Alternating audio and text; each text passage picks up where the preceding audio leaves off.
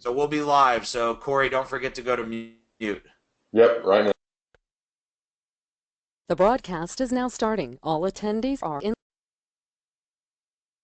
Hey everybody, this is Jeff Cohen from Seller Labs. I've got Jason McGee with me, and we're going to get started here in 2 minutes. So give us 2 minutes, and we are going to get started with the presentation on international selling and increasing profitability.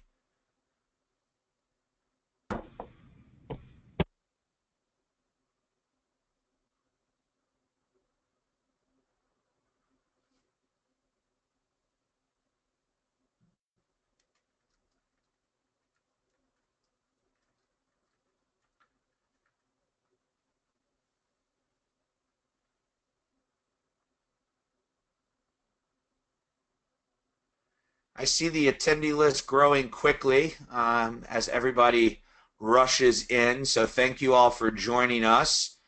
We are going to go ahead and get started. We like to start our presentations on time. It's right at the top of the hour. So we're going to go ahead and hit the record button here and get started.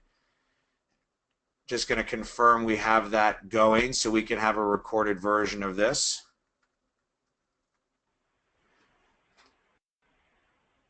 Thank you all for attending today. We have some great information for you. I would like to take full credit for the timing of this right around the British exit from the EU, but I don't think Jason and I had that in mind when we originally put this webinar together, but I think we should be able to answer some of your questions, touch on some very interesting topics. So thank you for joining us. My name again is Jeff Cohen. I'm the head of business development at Seller Labs, and I've invited my guest today is Jason McGee. And you know, if you haven't met Jason, then you probably haven't been to a trade show. I like to say if there's a trade show that Jason hasn't been to, then I've probably been to it. Between the two of us, we're at all of the shows. So, Jason, thanks for joining us today. Jeff, really appreciate it. And yeah, I got to admit, this is a long time coming. You and I have talked about doing something for probably the last 2 years now. So this has finally come to fruition. So thank you so much for taking the lead and setting this up. No problem. A couple of housekeeping notes. We will be emailing the recorded version of this to everybody who signed up. So you will be getting a copy of both the slides as well as the recording. And I'm sure I'll be asked that question numerous times, but there are also a question and answer box in the control panel where you can ask questions. We are going to hold our questions till the end because we did get a lot of questions during the sign-up process, and we're going to try to address those questions as part of the presentation. Some of the questions were part of the stuff that we were going to cover, and some of the questions were not, but there were so many questions asked about some topics, we're going to cover them. So let's go ahead and jump into this. For those of you that do not know Seller Labs is a software company based out of Athens, Georgia. We have about 36 employees. We were ranked 2015 most innovative young tech startup company, and our founder, Brandon Checketts, was named Founder of the Year. We have a couple of software applications for Amazon sellers. The most popular ones are Feedback Genius, which is an automated feedback tool, as well as Snagshot, which is a marketplace platform for product launching and generating product reviews. For those of you who do not know World First, I'd like to have Jason go ahead and describe who World First is a little bit to set the stage.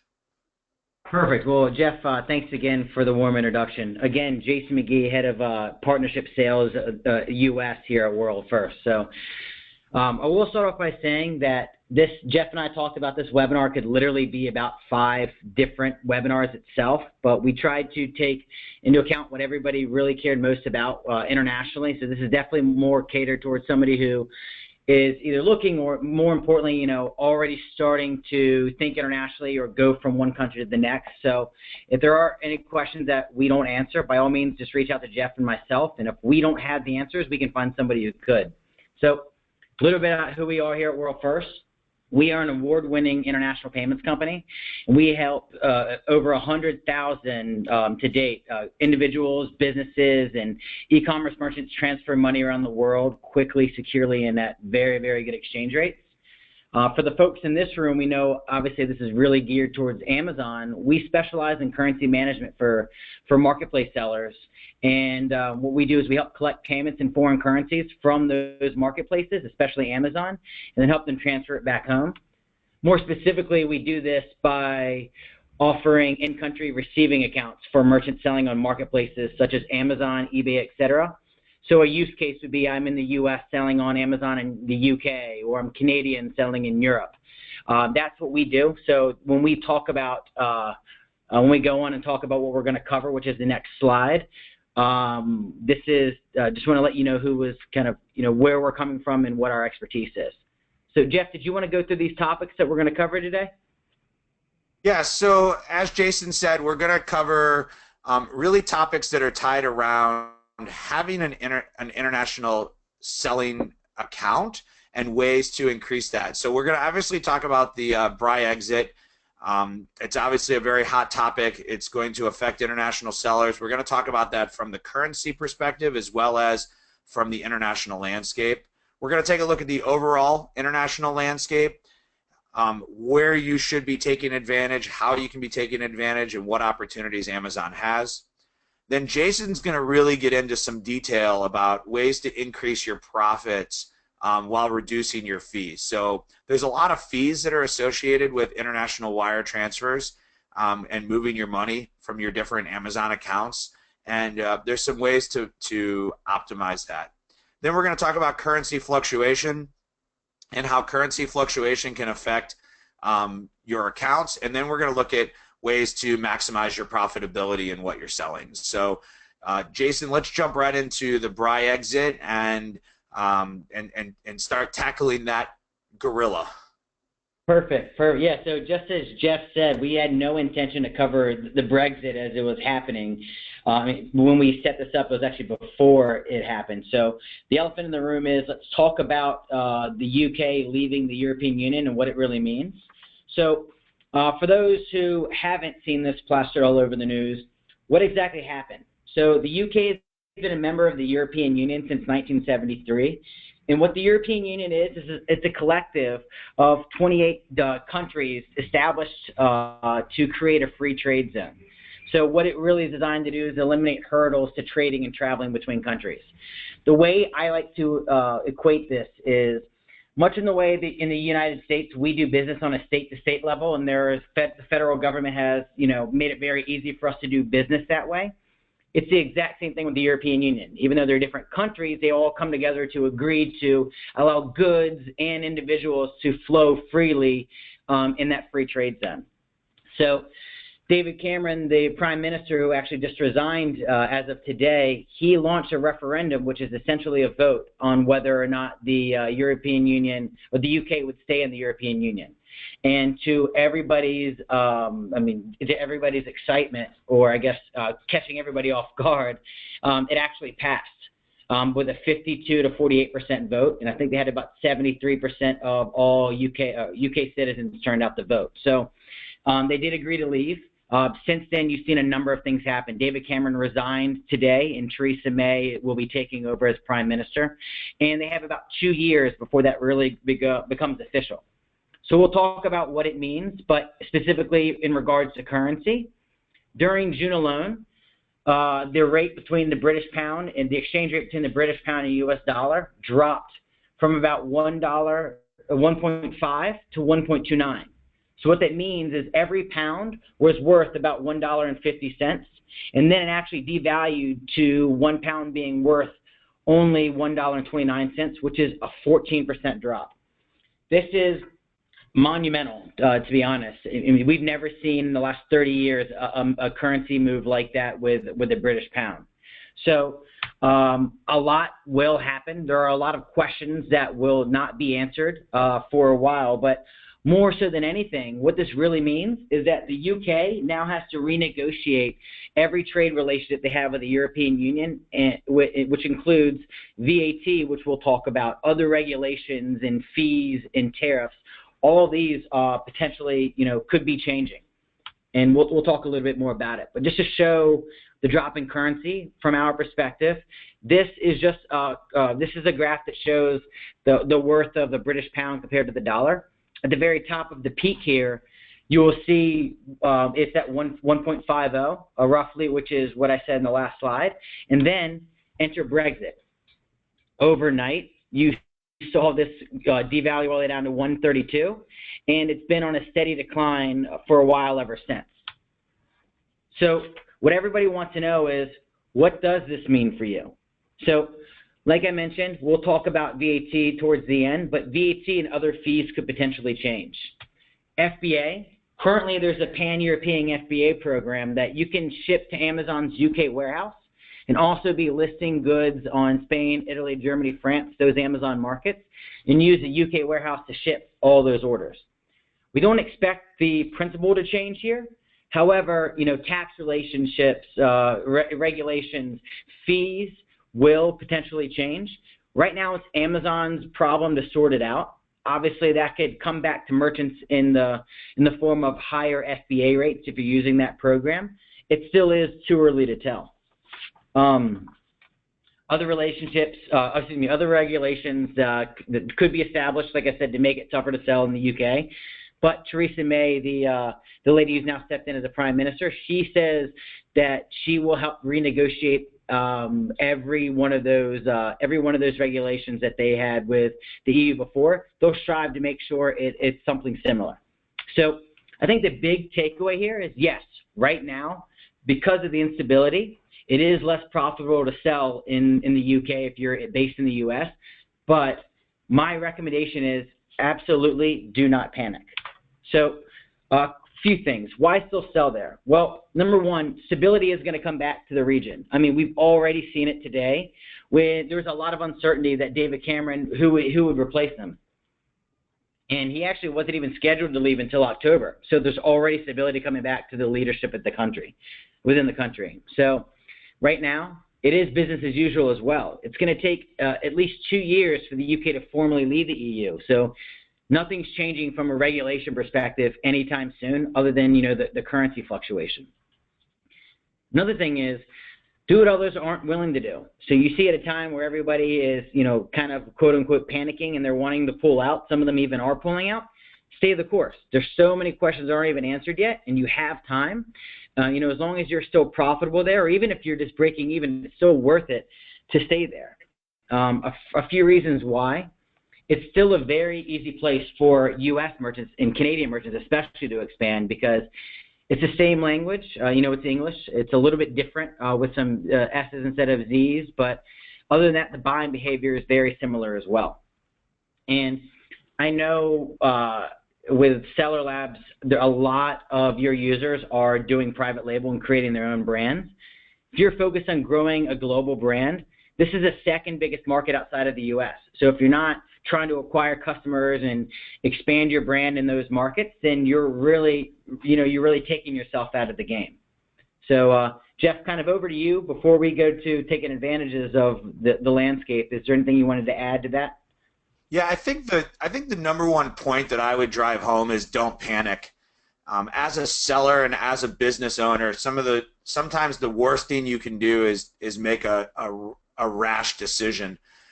Maybe you want to look at the inventory levels, or maybe you want to look at your pricing and some of the other strategies that we're going to talk about, but don't necessarily panic and say, oh my God, what's happening in the UK? I need to stop selling there, because I don't think that's the case whatsoever. Stability will come back. In the long run, the pound over its history has always been very strong to the US dollar, so my guess is over due time it will come back. We just really wanted to cover this topic. I know a couple people have mentioned in the questions, thanks for covering this. We weren't expecting this. We weren't expecting this either when we put the webinar together, but we did feel it was very important to make sure that you guys as sellers understand what's happening and what's affecting the international market. And as you go international and you learn about things like the Pan-European FBA program, or you learn about Amazon's global selling program, what you have to understand is that very similar to how your stock has changed in its volatility, the Amazon world will change in its volatility. And so you just have to be more aware of world events and how they can affect your business. So let's kind of jump right into taking advantage of the international landscape and what the international landscape looks like. Most of us are fairly familiar with the US market, and as Jason mentioned earlier, Europe is really the second biggest market behind US currently for Amazon sellers. So Internet Retailer says there's about 3.1 billion up for grabs.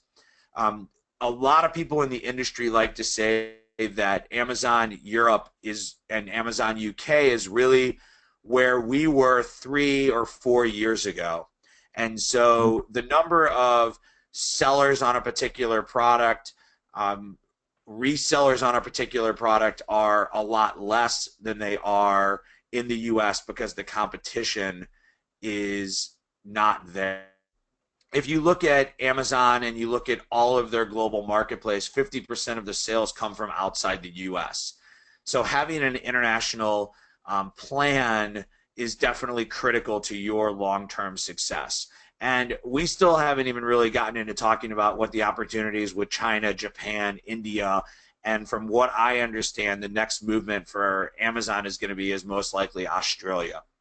As we look at this and we realize there's less competition and there's new markets, there's opportunity for you to bring your products into those markets. Now understand that the opportunities are both for wholesalers, retail arbitrageurs, as well as private label brands. So there are a lot of people who search on the international market who are looking for US products, and they can't necessarily get a Hershey bar as easily in Europe as we can here. So there's actually a lot of retail arbitrage opportunities in Europe that you might not be thinking about. Now, don't go and do chocolate, because chocolate's a really tough one to do.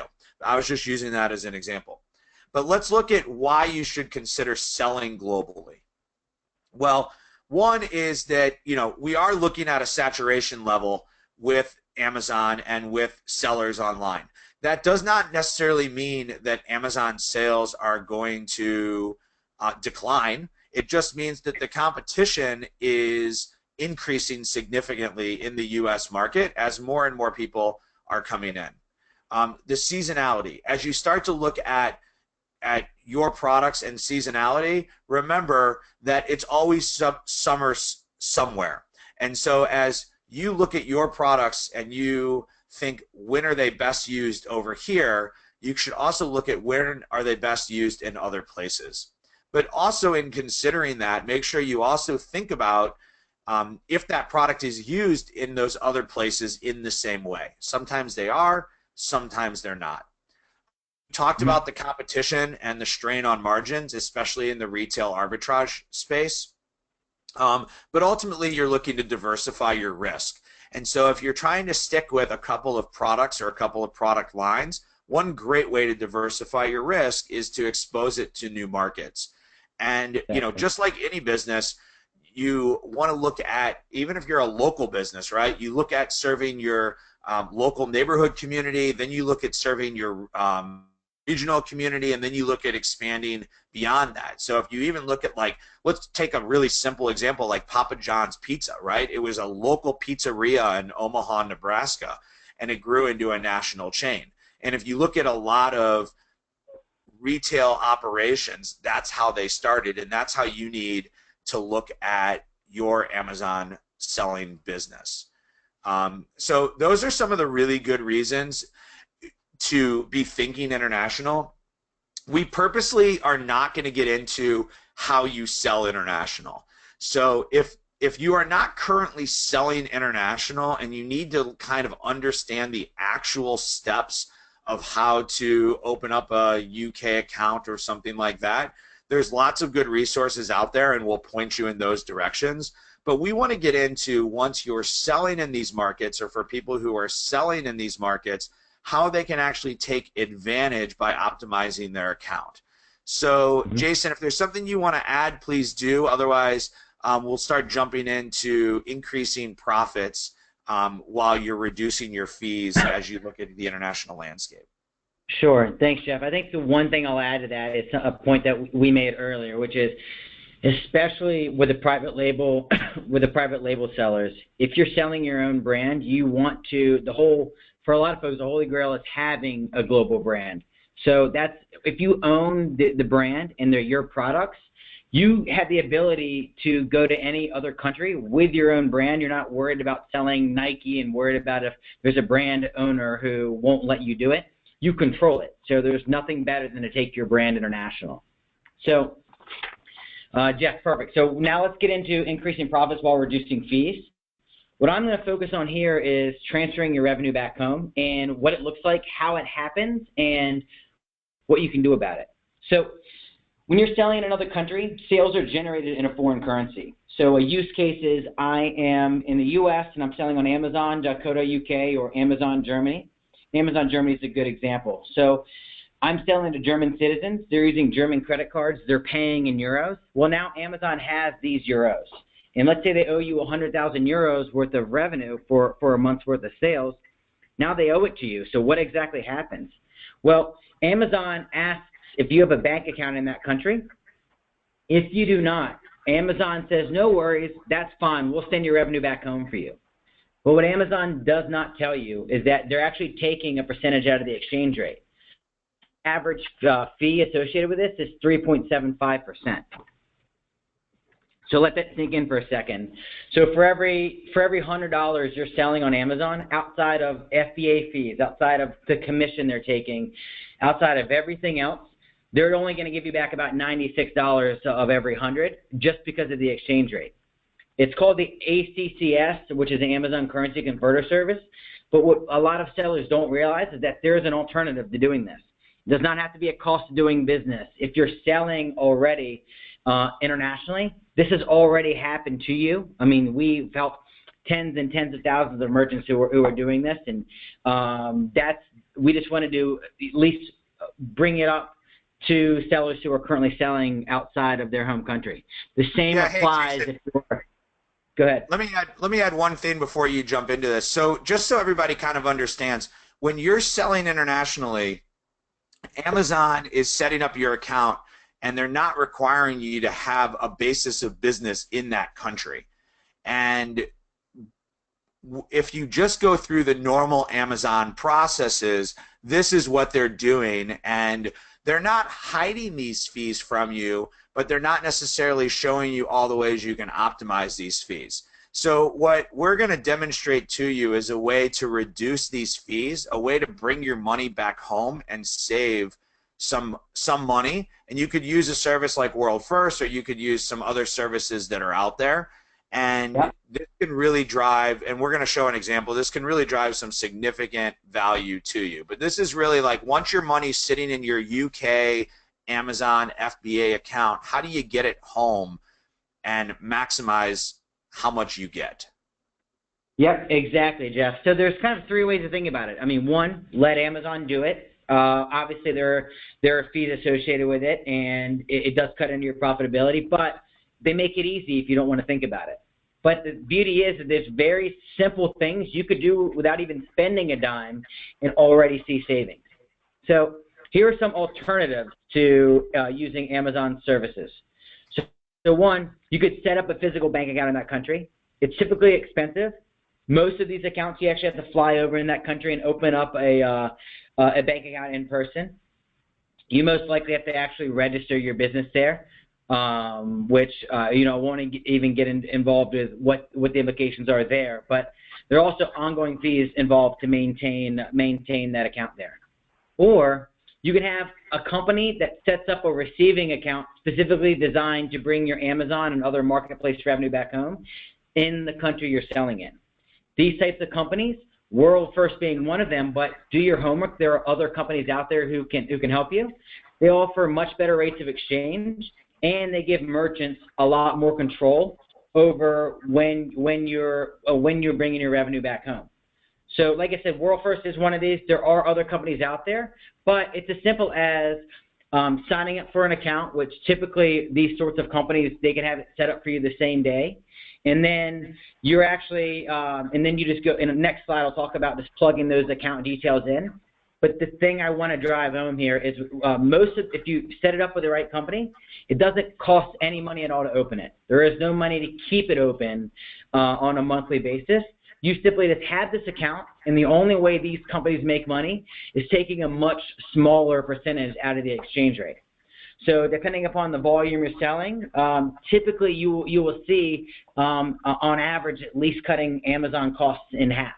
So you're talking about putting an extra 1%, 2%, et cetera, back into your profitability, right back into your business without ever spending a dime.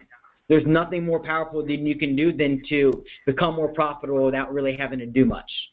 So, and I think one of the things to think about here, Jason, is like this isn't just a tool for big Amazon sellers, because saving yourself $2 for every 100 starts to add up quickly. And when you're looking at margin and you're looking at profitability, that a 2% fee versus a 4% fee is a huge difference, right? So it's really driving bottom line dollars. And I do know a lot of larger sellers, they like to go through the process of actually going overseas and setting up the accounts, and just think about the physical cost that there is to go and do that. And this is an opportunity to literally go through a quick process and be able to sign up for Amazon in other markets without having to go through any of that. So I think, Jason, you're going to kind of walk people through what a typical account setup would look like between Amazon and a company.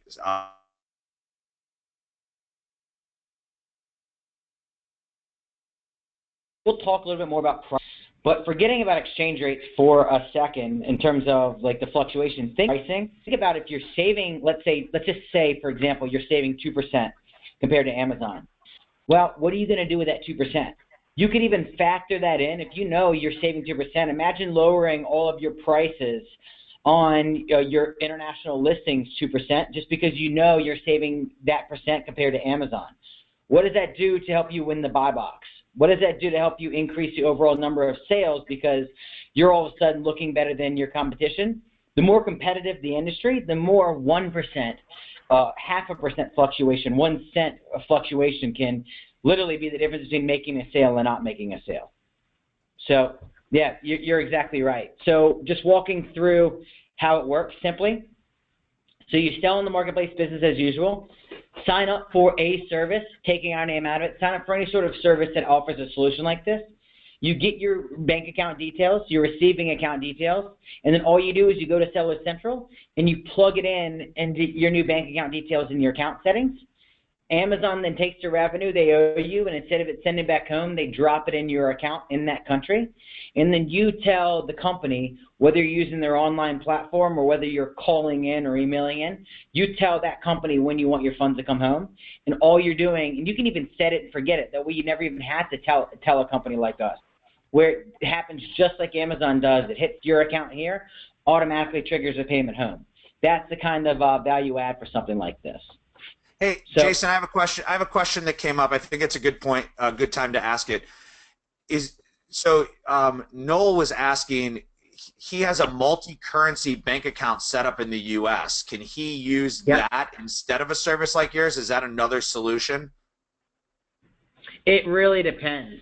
So let's say I'm ABC company and I'm based in Asia, and I believe Noah's use case is let's say I'm based in Asia and I have a multi-currency account set up in the U.S. Even though my headquarters is, let's say, back in Hong Kong, but I'm selling on Amazon in the U.S. and I have a multi-currency account. Is that, Jeff? Do you think I got the question right? He didn't give me enough details, but.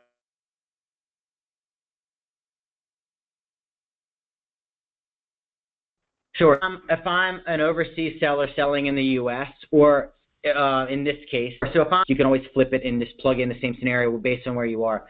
It depends. If you're a Chinese seller selling in the U.S. and you have a U.S. bank account, you can tell Amazon to deposit revenue there. But what you cannot do is, let's say you're based in China and you're telling Amazon, oh, you have US dollars that you owe me, pay me in my US dollar account in China. Amazon will not do it.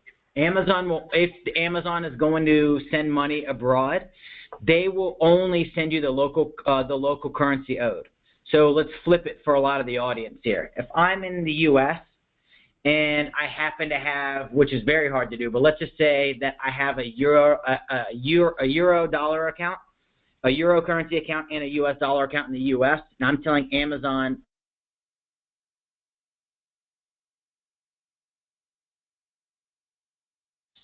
will say, yeah, I see it's a euro account, but if it's going to the United States and that's where it's based, we're going to send it dollars. Amazon. So the short answer, in a scenario like that, unless you have a bank account based in the same country on the marketplace you're selling in, if Amazon has to send your money back home, regardless of what currency you request, they will only send local currency back. Okay. So and I just posted this in the chat room. Some of the questions that are coming in are kind of very specific to your individual needs. And so I'm gonna kind of leave those for Jason and I to follow up with you guys and give you the examples that you need, because as you can tell, sometimes these require actual discussion, not just a blanket answer. So let's roll into our next and dealing with currency fluctuations, because I think that's something that affects everybody. And how can you protect yourself against the rise and fall of currency, which occurs on a daily basis? Yep, exactly. So I will start by saying is nobody has a crystal ball. Nobody can tell you it's going to go up or it's going to go down. People can make guesses, assumptions. Me as an individual and our company, and not many companies are out there, and we're definitely not in business to do that. All we are here to do is try and help you, or not say all, because it's actually very, very important, but you need to make sure that you have all of the facts out there and you understand what's affecting the exchange rates, and then what set of tools do you have to protect yourself against these fluctuations. So what I mentioned before about as soon as the money comes in, wherever the market is trading that day, whatever the value of £1 is to $1, you can do a spot transaction based on the daily rate. But a lot of folks don't even realize that there are other types of tools that you can take advantage of to really even protect yourself and hedge, as we call it. So one thing is a forward contract. Let's say that you like the exchange rate today, or whether you like it or not, you just wanted to make sure that you are protected.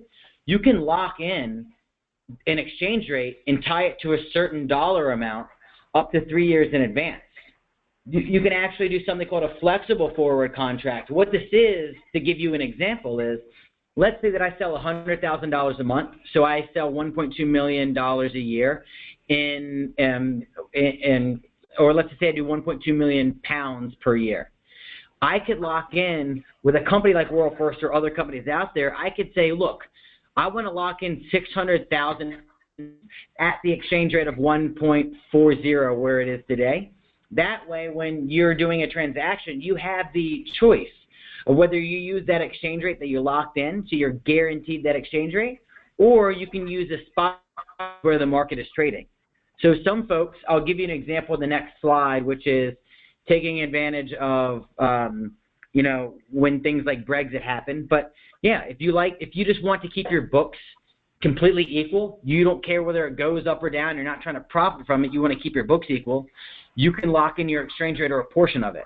Or if you really like the rate now and you're comfortable knowing that it's up 3% from where it was a week ago, and I want to protect myself over a month, you can even use it to your advantage to save even more just from the fluctuation than a good rate will ever save you. So I don't want to get too into specifics about it. We can take that offline, but know that you can lock exchange rates in ahead of time. Rate alerts. This is a really cool tool where you can actually get a notification when a target rate is hit. So this is a good example of somebody else being your eyes and ears.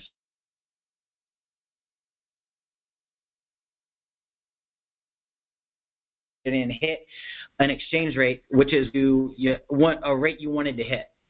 So taking it one step further, further than a rate alert is what's called a firm order. A firm order, think of it as a rate alert, but as soon as a rate is triggered, so let's say the pound to dollar is fluctuating at 1.35, but the moment it goes in your favor and is worth 1.36, we need to lock in a rate of 50,000 pounds at that exchange rate to move that money home. You actually have the ability to have it automatically lock in a rate. That way you're not even having to stress about it. You set these parameters in, and the company you're working with who can set these up should be talking to you about what's feasible and what's realistic. But that's just a really cool way for you to further protect yourself. I think the whole point here is rather than just save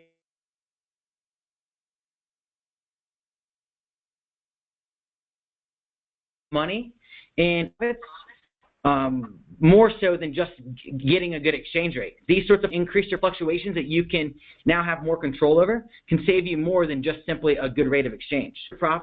So yeah. So Jason, lastly, let me add one thing here.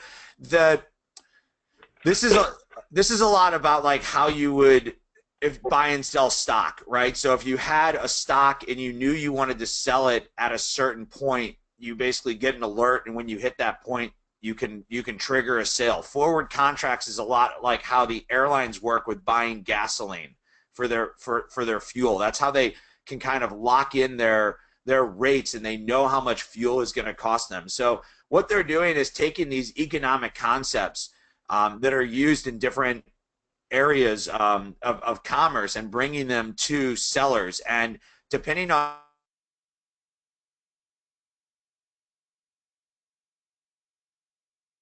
you can use tools. So if you don't want to do any of that, the system will kind of try to optimize as best it can use these for you. But if you want to get a little bit more into the weeds, there's some really great ways to do it. I think jumping into an example would be a great way to kind of show people how these tools can result in real cash. Sure. So let's just use Brexit as a prime example. Granted, the average fluctuation on a given between two major currencies like the euro and the dollar, or Canadian dollar or the pound, is mainly maybe 1 to 3% in a given week. I'm going to use a dramatic example to show Brexit, just to show you what this means in actual dollars. So at the top here, and it was 1.50. Imagine client A locked in 1 million pounds for 6 months. And they locked in 6 months prior to Brexit at that rate, because that's where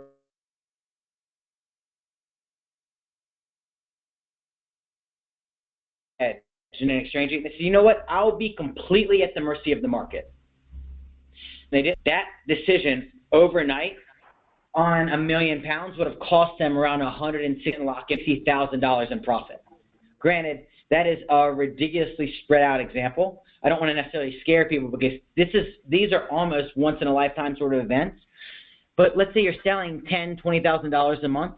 If you're able to, let's say, squeak out or protect yourself of a couple $1,000s over the course of a few months or a year, that is something that is ridiculously powerful for helping you take it, controlling your profitability. So, yeah, just wanted to show that example. Again, that's more so on the extreme side, but we'll even talk about smaller examples, like let's say 2 or 3% swing when it comes to pricing your products. But that's just, like I said, like let's just say that last bit about this is every month there's about 8 economic reports or indicators that economists use that come out that affect what an exchange rate might do. Anything can affect it, from geopolitical or social economic conditions, but we always have payroll reports that come out. How many jobs have we added? What the consumer sentiment on the market is. When those reports come out, companies like World First, their experts and their dealers and account managers are all over this. And we're the ones actively calling clients, letting them know this is in your favor, this isn't at your favor, it's your decision, but here are all the facts. So it's just, I think the big takeaway here is we don't want you being experts in currency. We just want you having tools and a team and partners in place to help protect yourself while you're trying to run your business, if that makes sense. Yeah, I think that's a great example, and You know, I think a lot of people seem like they're a little bit scared of all of this. So let me just wrap it up and kind of make it kind of really simplistic. If you use a stockbroker, your stockbroker is going to make suggestions of what stocks you should get, right? And when you buy a stock, you get a prospectus, and sometimes you read the prospectus, and sometimes you take the prospectus, the opinion of your stockbroker, instead of reading the prospectus. If you want to, you can put this on autopilot and let a company like World First make those decisions for you, where they are trying to optimize the amount of revenue that you receive. Or you have the tools and the ability to kind of manage your own account if you want. And I think what everyone should take out of this is that by using a service, you automatically reduce your fees. Then you get to choose how much you want to get involved in it. And so what you're doing with Amazon right now is you're just kind of, when they transfer, they're taking their fees and you're getting the exchange rate. If you use a service to try to maximize, to minimize your fees, you can get as little into it as you want and just reduce the fee, or you can get into it as much as you want and you can try to play the currency fluctuation games. And so that's probably discussions. To go any deeper than that, I think are discussions you should have with a company directly to talk about your specifics. Let's get into maximizing profitability for your products when you go abroad, because there are some things that you need to consider that are a little bit different than how you would price in the U.S. Sure. The one thing I'll say, just to wrap that up, is we aren't authorized to give advice on whether it's going to go up or down. But what the value of a company like ours is being able to present all the facts to you, and now you're able to make an educated decision because you know as much information as we have in that's out there today. Again, it's different in the sense that we'll never say, look, we expect it to go up or we expect it to go down, do this. We will say, look, here's what is expected from this report. Here's where the trend is. The choice is 100% yours, but now you are so much more educated. I think, Feedvoucher has a really cool thing that says, be the smartest seller in the room is one of their taglines. That's what we're telling you here is we're not going to make the decisions for you, but at the end of the day, you have more tools to protect yourself for you to make your own decisions. You just have, in essence, a company being your eyes and ears and giving you the tools to protect yourself. So if anybody has any questions, let me know. But if not, I'll move on to pricing products. But just, again, the choice is always yours, and we'll never consult you on whether it will go up or down. But Jeff, over to the pricing the pricing of your products and maximizing profitability. So forgetting about bringing your money home and the fees involved with Amazon, switching your mind to thinking, okay, well, I want to sell these widgets everybody uses silicone spatulas. Let's say I want to take these silicone spatulas and I want to sell it in the UK. How should I price my product based on everything from competition, exchange rates, etc.? So number one, you should be aware of how your goods are priced in that marketplace, both in terms of competition. I think there's three things to consider: the competition, the expected revenue, and then lastly, exchange rates. So one, a very good practice, regardless of whether you're selling internationally or not, is work out the most competitive price you can sell your good at and the price that you would like to sell it at, where you have a very healthy profit margin. And then from there, consider, given that day, what the exchange rate is to give you a good benchmark, which is, okay, if 1 pound is worth $1.29, if I'm pricing this for at $12.90, it should be roughly 10 pounds. Well, how does that stack up against your competition? How does that stack up against all the fees involved with selling on Amazon? Am I profitable? And then when you do factor in exchange rates, which we'll use a real example next, which is they are constantly fluctuating.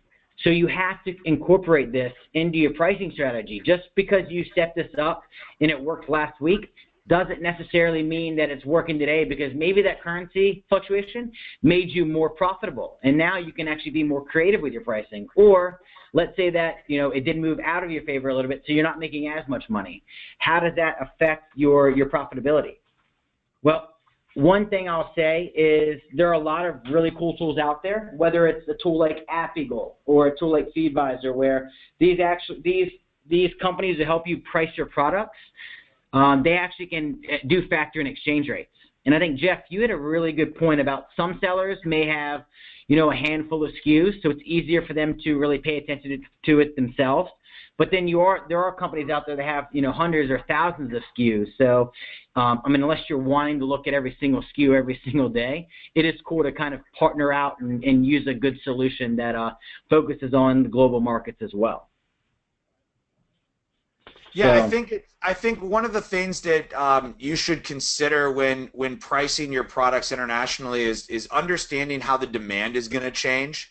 So just because I think one thing that a lot of sellers do wrong is they think that because a product has a certain price point or a certain demand within the U.S. market, that it'll have that same demand internationally, and that's not always the case.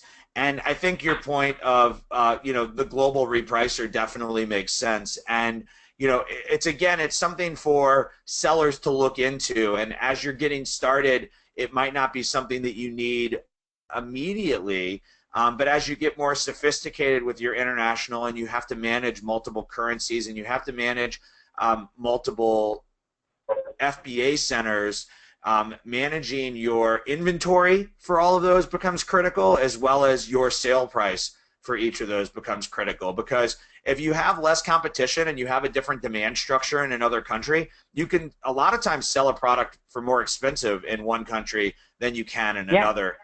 And so, you can either do that manually or with a tool. And I think, AppEagle is definitely one that we recommend, and also FeedVisor. And what they do that's different, and you can, a seller should look into these themselves, but what they do that's different is that they take the currency and the currency fluctuation into account when pricing your product. So they're adding a lot of these things that you have to manually think about into this. So let's take a look at an example that might be able to kind of help people. Yeah, and one thing about that, Jeff, you nailed it. The fact that there's so much competition in the U.S., for instance, if you sell internationally, demand might not necessarily be as good, but if there aren't nearly as many sellers, you have the ability to price it higher. So, for instance, I think Spain and Italy both have under 5,000 sellers on. I'll check my source, but I think it's compared to over 900,000 sellers in the U.S., but they're still getting millions of hits a day for folks looking for products. So you could have, 50% higher of a profit margin or sell it twice as much as I've seen folks do it. So you might not necessarily be selling as much, but every one you're selling, you're making twice as much compared to other products back in the U.S. But it's using an example here, something more realistic. So let's say the euro strengthened 3% compared to the dollar over the course of a week or a few weeks.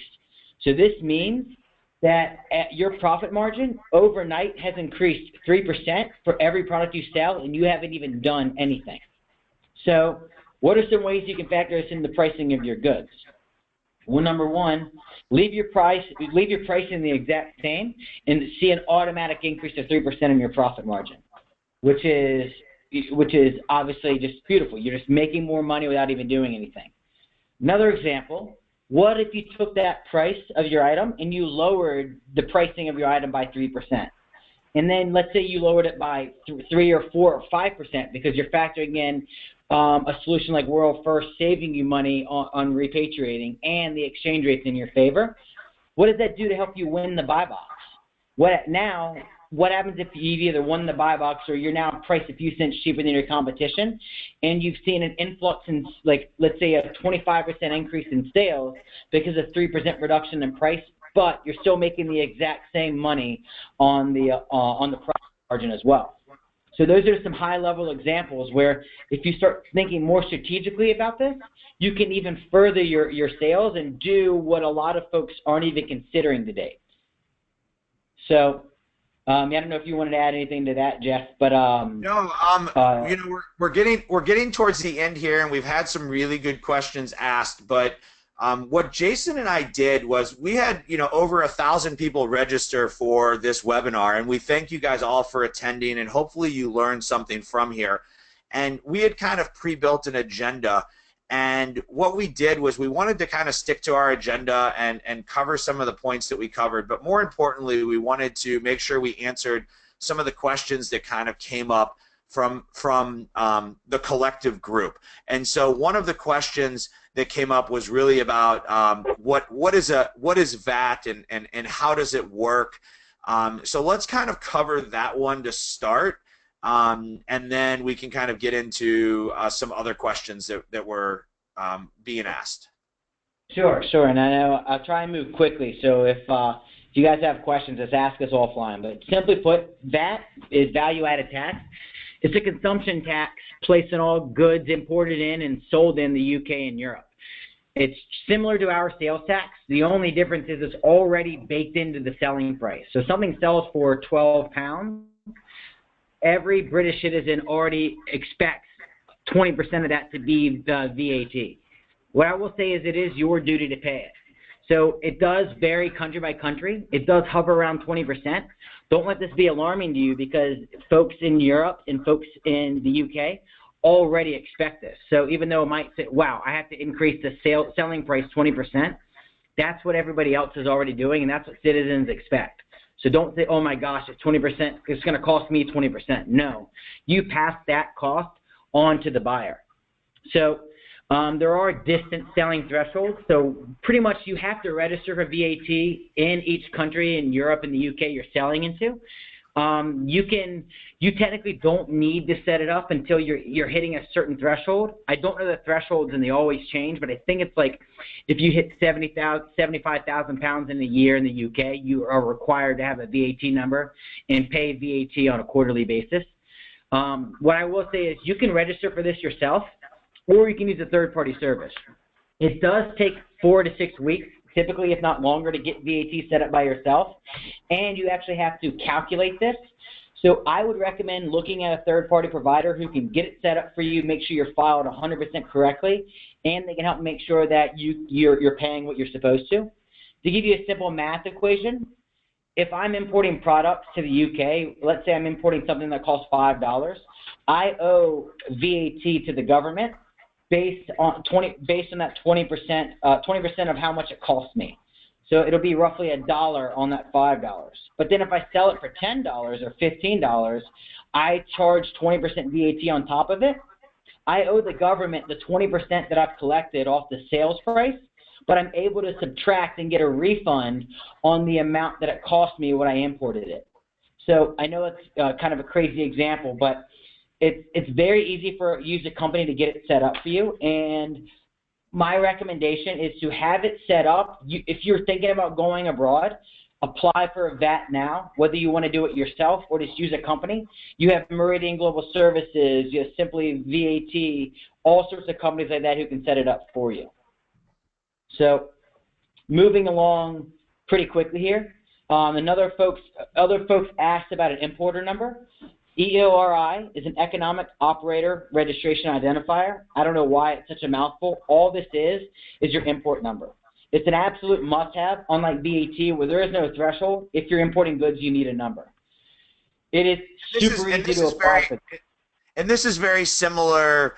If you're exporting goods from China, that you need these kind of accounts and numbers for the tracking of all your products. So it's just a matter of you kind of understanding the vernacular that's being used, and again, like anything that you do in Amazon, the first time that you do this, you're going to kind of struggle through it in learning what these are and how to do these and in what process you need to do them in. But this is a good little checklist of the things you need to think of. Yeah. Exactly. EORI, it's very simple. The only thing is you actually have to have a shipment pending. So you have to actually, go in there and have a shipment that you want to send to the UK, because they'll ask you to reference the shipment information. So it only takes I think a few days, maybe, or a week at most to get it taken care of. There are companies out there that can help you do it as well if you don't want to do it yourself. The other thing to consider I'll fly through this because, Jeff, you guys did a lot of really cool webinars on this before, and I'll just quickly say to simplify it as much as possible, there are two ways to get goods, ways to transport your goods abroad. One is using a courier service like DHL, FedEx, or some consolidator who can ship your goods. Typically, they're mostly used for lower quantities. Once you start shipping at least a pallet, there are freight forwarders that you can use like Samuel Shapiro and Company. Jeff, I know you guys did a really good webinar with them, which went through a lot of it, so maybe you can tell the folks where to find that if they have questions. Yeah, and Jason, if you could take a moment and in the chat box post the URLs for the VAT services that you mentioned. We have a couple of questions coming in asking, so if you can repeat what those VAT services are, and then we'll also post them in the chat box. MeridianGlobalServices.com is one that we work with very closely. They can do something as light as, and I just posted in the chat box, as just telling you what you need to do, actually helping you apply for it, and in certain cases, even help you make your VAT payments. We actually, regardless of how you set up a VAT, you can actually leverage your World First accounts to actually pay your VAT. So if you owe quarterly VAT payments to the HMRC, which is their version of the IRS in the UK, you can use your World First account to make those payments. But like another one is Simply VAT. Simply that's another example. But I haven't worked directly with them. But Meridian is a company we work very, very closely with. Great. And Jason, one other question that came through before we jump to the next one. With the EORI, do you need a pending shipment to get that number, or is that something you can apply for before you even have your shipment ready? No, so you actually have to have your shipment ready, and you have to pretty much knock on the UK's door or the Europe's door saying, hey, I'm trying to import, here's my shipment, give me my number. And they're like, okay, we'll get you your number. And it really shouldn't delay it much. That's a very good question that Shapiro answers a lot. But I can, if anybody wants specifics on it, email me directly, and I will get the answers for you. But as far as I understand it, as long as you have a shipment pending to go there, EORI can be one of the last things that you do when you're shipping internationally. And once you set it up once, you don't have to do it again. Great. And as Jason mentioned, we did do a full webinar with Shapiro on kind of how to do freight forwarding and, when you get to the pallet size. I think there's, let's get into dealing with customs and brokerage, and then we can look at a couple of other questions that have come through. Well, simply put, if you're ever sending goods to another country or even bringing goods into the U.S. for that matter, you have to clear customs. So there are typically fees associated with this. So there are two things. Some couriers will actually take care of the customs clearance for you. Once you get to the freight forwarders, most of them can clear customs for you, or they have a partner who can do it. So they typically bake that customs fee into their pricing, which is still usually reasonable. If not, you just have to find a customs broker, where you can just Google customs broker, and there's 1,000 of them, online you can find easily. But most of the time, if you have a good freight forwarder, they'll actually help you clear customs and take care of this for you. It's just something to consider. So that's just one of the last steps that you should think about. Great. So we have a couple of offers. That we want to share. I know a couple of people said, like, hey, this sounds like a big commercial for World First, and I want to be very clear that World First and World First is a company that we choose to partner with. There are other companies like World First out there that do this, and so what we want you to be aware of as a seller is that these opportunities exist. Okay, that's what we want you to be aware of. We want you to be aware that Amazon is currently taking 3.75% of your fee when they exchange it, and that you can reduce that. Your job is to go out there and decide who you want to work with, right? Exactly. Just like you've chosen to work with Seller Labs, you should choose whether you want to work with World First. So I want to be very clear about that. Now, on that note, I think they're a great company, and I will give them my endorsement, which is why we have them online. So what Jason has offered to do, and there are a couple ways to reach him, either through the website, either through his email or his phone number, and we'll leave this up at the end for you to grab. They will do an audit of your foreign exchange, what they call your exposure. And this is really kind of cool because it's going to give you a sense of how much money you can actually save by moving to a service like theirs. And then, and so, Jason, you want to speak about that for a quick minute, and then we'll get into the rest of the questions? Exactly. Yeah, I completely see where you're coming from. And again, what I will say is we're not the only one out there. We like what we have to offer, and we'll always talk about what it is that we do, but do your homework.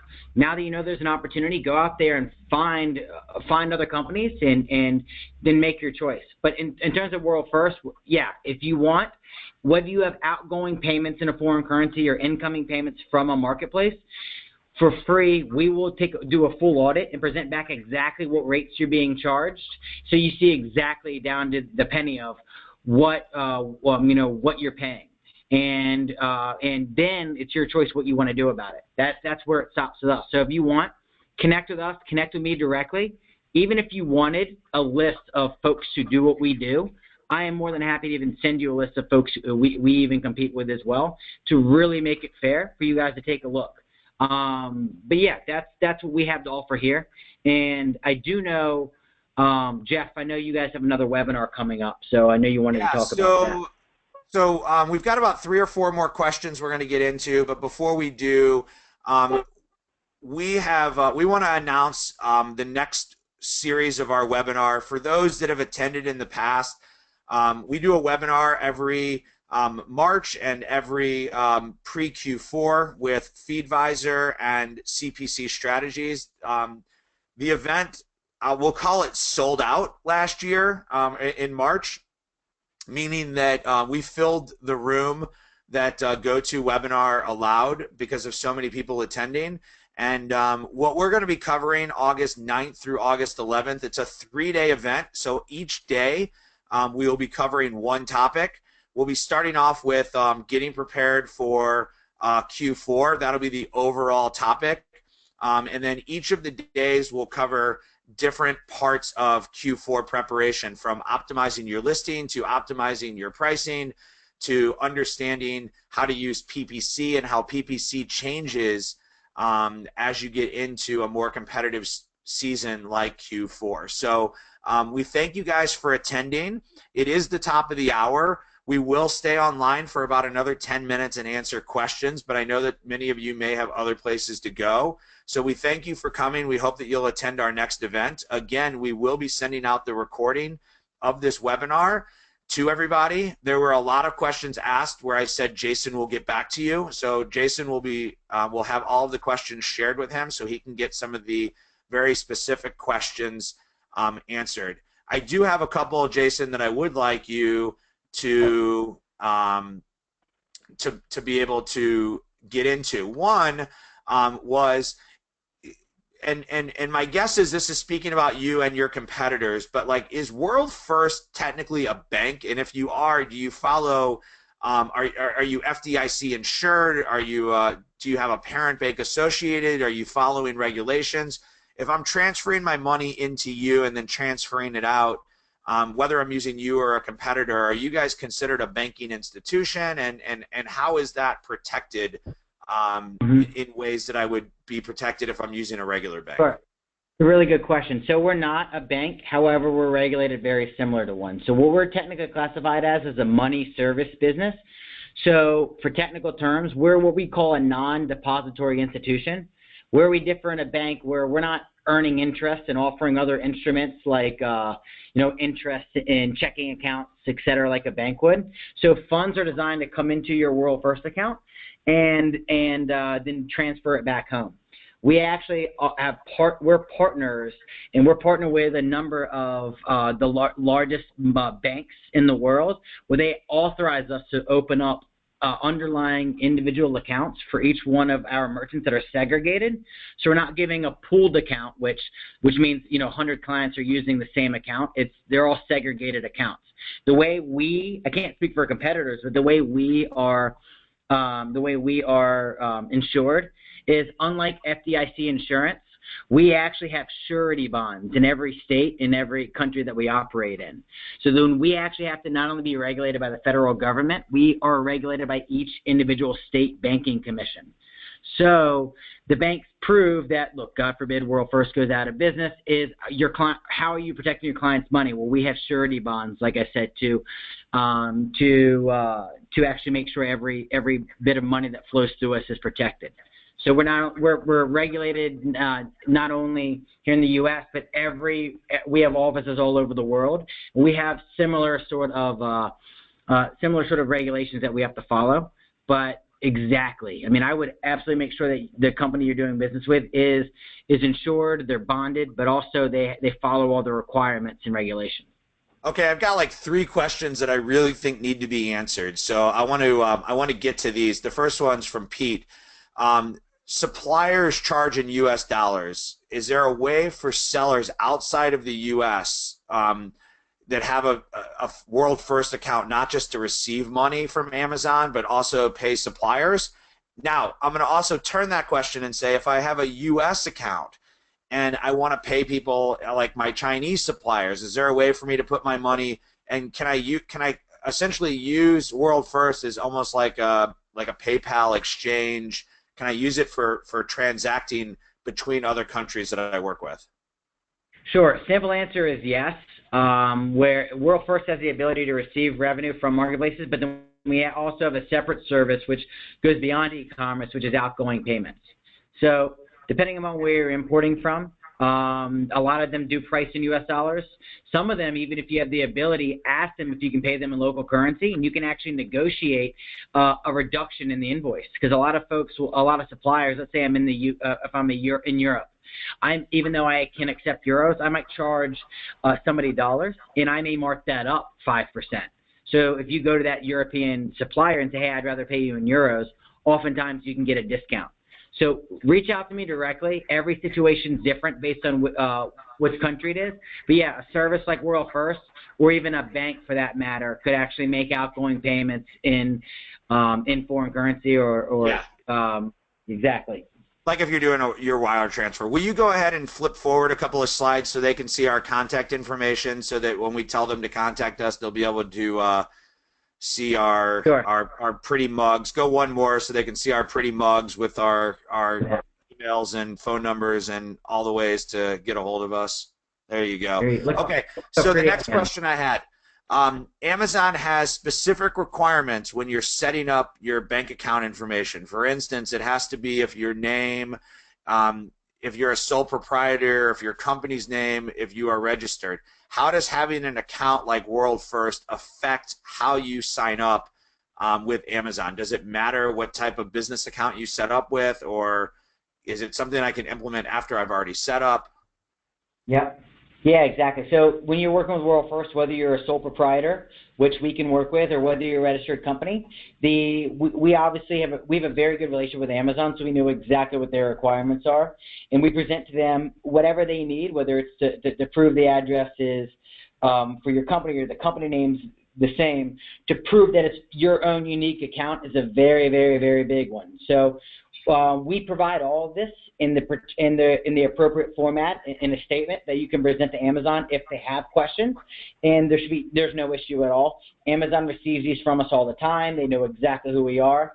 It's very easy. So this is actually one good thing is there are some other companies may provide the same banking details for a series of 20, 30, 100 sellers.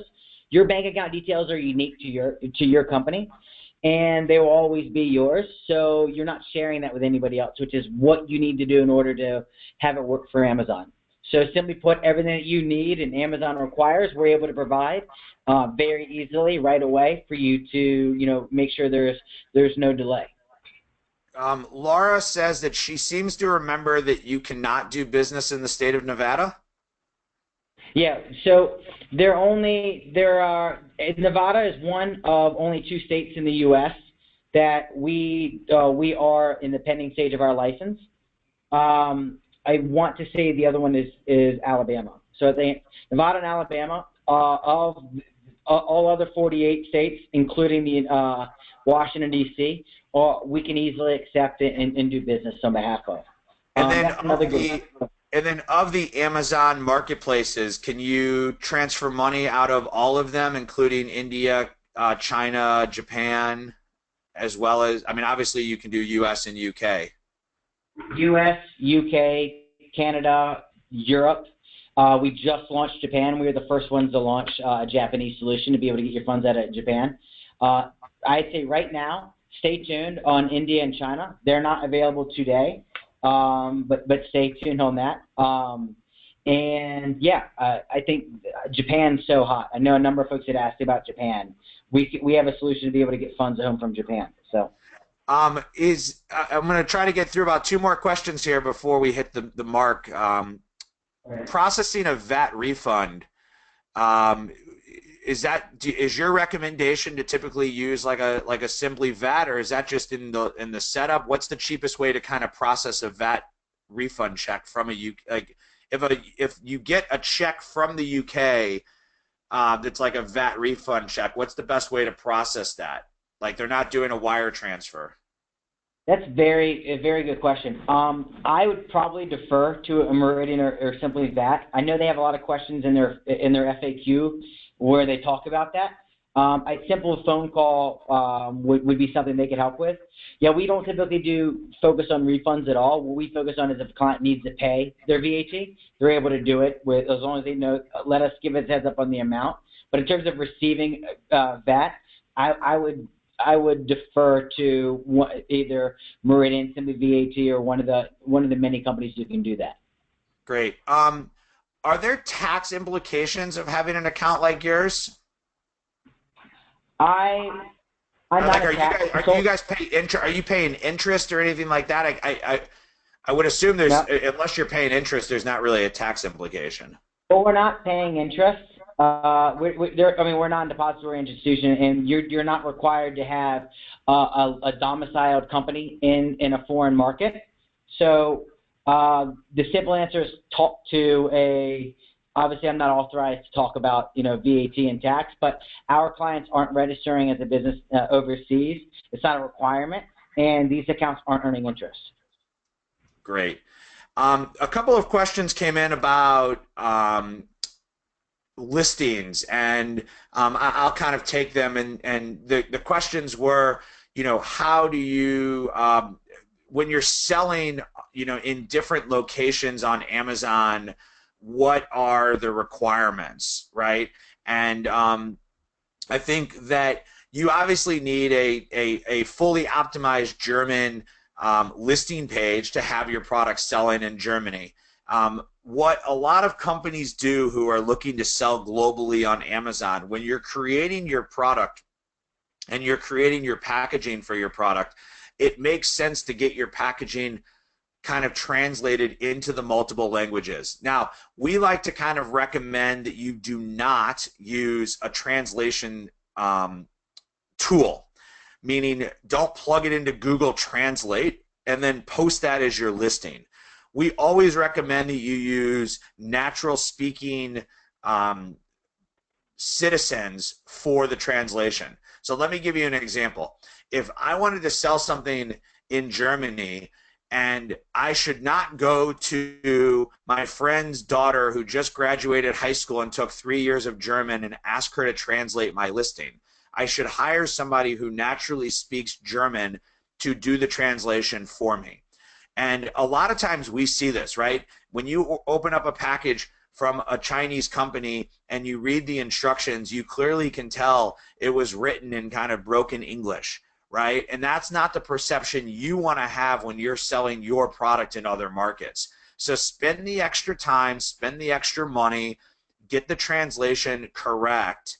Even, I'll be silly, but even translating for Canada and the UK, just understand that they use different vernacular than we do in the United States, right? They spell certain words in a different way. And the Mm-hmm. more you can optimize your listing for the local market, the more you will improve your overall conversion within that market.